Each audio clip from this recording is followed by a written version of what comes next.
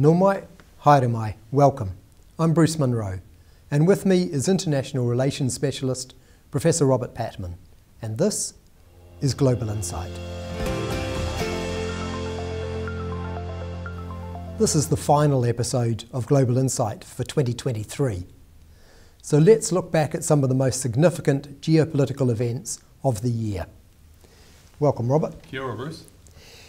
Can I start by asking you, what's happened this year in global politics that has surprised you? I think it has to be the Hamas attack on Israel on the 7th of October. And the reason I say that is because it's almost exactly 50 years since Israel was attacked, almost on the same day. I think it was literally 50 years to the day, on the Yom Kippur War, was a Jewish national holiday. And they were attacked in 1973 by Egypt and Syria. And the parallel between the two events is really striking. In both cases, Israel was caught cold.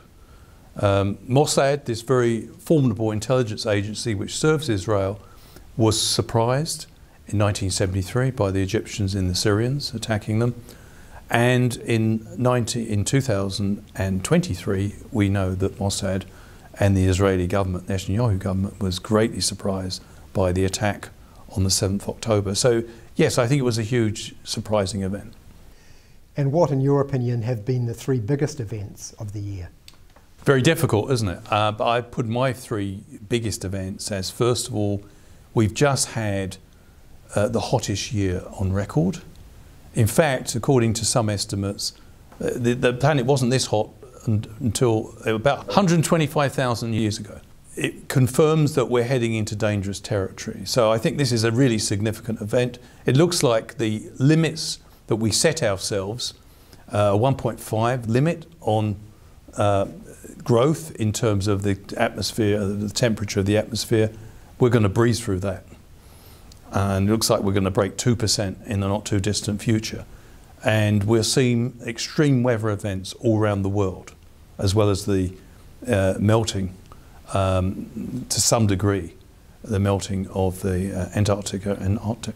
So we are moving into unknown territory. I think it's a big event.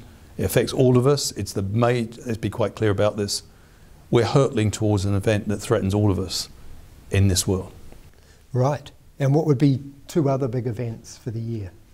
I'd have to return to the Hamas attack against Israel and Israel's response. There's been, to put this in perspective, since 2006 there's been about five previous conflicts between Israel and Hamas in the Gaza Strip, but this one is much bigger and has global ramifications. The reason I think it's significant is because I think it provides a significant landmark in the diminution or decline of American influence. America has found itself, by embracing Israel so closely and effectively becoming complicit in its response, providing military weapons and diplomatic cover, it has also, not just Israel, but also the United States have been the receiving end of the pushback that's gone on globally.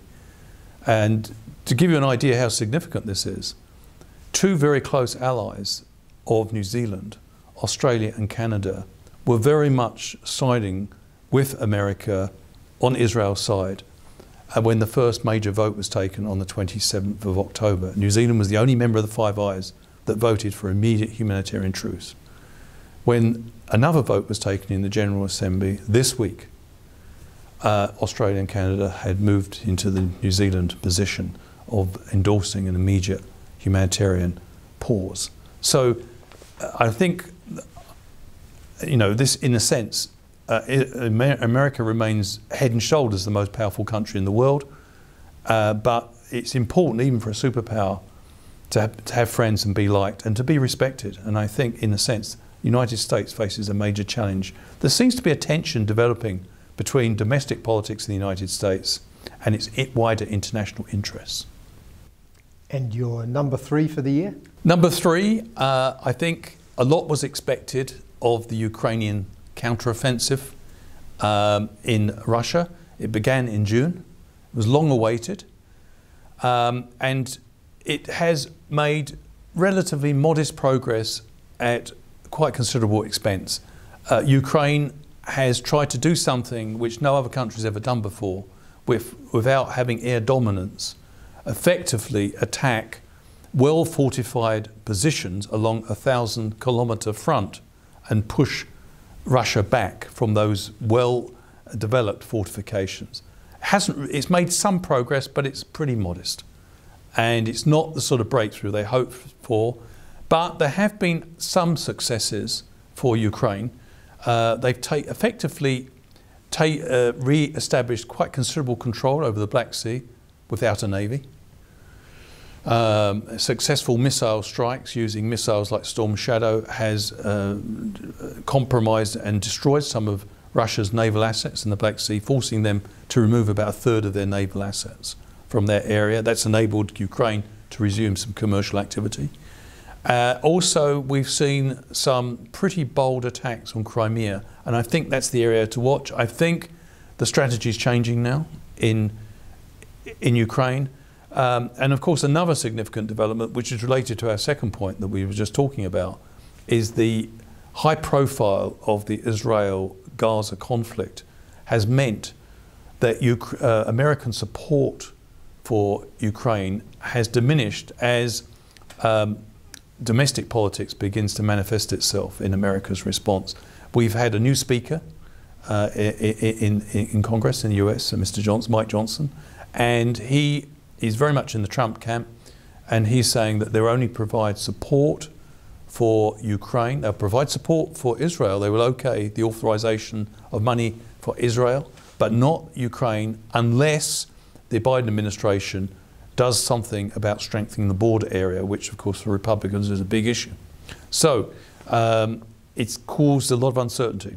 And so there is a question mark now whether the West is getting fatigue in supporting Ukraine. I think there'll be short-term fatigue, but I think there's also a recognition that if Putin wins, if he succeeds, it has major implications, and America may end up fighting a much bigger. At the moment, American troops are not involved. But if Mr. Putin was to take on a NATO state, such as one of the Baltic states, then America probably would get involved as a NATO country. So America's facing tough choices. So how have these big events, how have they changed our world? Well, disarray has been the theme, I think. And I think for a country like New Zealand, which has quite a distinctive worldview, we sometimes underestimate this. First of all, this country was founded on a treaty between, it's a settler state, but it was founded on a treaty between indigenous Maori people and the European settlers. And although that treaty has not yet, the vision of that treaty has not been fully implemented, nevertheless, it puts a great deal of emphasis on cooperation and rules. And our worldview reflects that to some degree. We would actually like to see the rule of international law extended. And so this year has been sobering for New Zealand because the veto has effectively stymied effective international action in the face of two major global events, such as the Russian invasion of Ukraine, which was last year and spilled over to this year, and of course the Gaza conflict, where the US has used the veto. So from New Zealand's point of view, I think New Zealand's worldview has been challenged. The good news is that we live in a world where the number of problems which do not recognise boundaries are proliferating, and that gives smaller players like New Zealand, if they have the will and the agency, to exert some influence, because these problems can't be solved without self-interested international solutions. So that gives middle powers and smaller powers much more leverage than they had before. These problems we're confronting now, transnational terrorism, climate change, COVID-19, they're too big for even superpowers to solve. So how has New Zealand's place in the world changed this year, if it has changed? I think I think if anything, we've probably lost a bit of momentum. And Jacinda Ardern, we spoke about surprises. That was a big surprise when Jacinda Ardern resigned early in the year. She had done a lot to put New Zealand on the map. Like her or dislike her, she had been quite an effective ambassador, as Christopher Luxon openly acknowledged, for this country globally. And we became concerned about the succession to Jacinda Ardern. Chris Hipkins took over, and we've become a bit introspective this year. And we then had this prolonged transition after the election. In short, we've probably been punching below our weight. We like to say we punch above our weight in New Zealand, but we've probably been punching below it. So for New Zealand, all is not lost, but I think we do need to be clear about where we stand because others do notice. And there's some issues where I think more is expected internationally from New Zealand on climate change.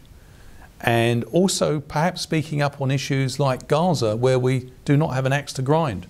You know, we could present ourselves as a voice of reason, but it's been quite muted at times. And I think our international friends and allies expect more. And that will be the challenge going forward. Thank you, Robert. Thank you. And thank you for watching. Catch us next year on Global Insight. Aroha noa, me te rangi Māori e.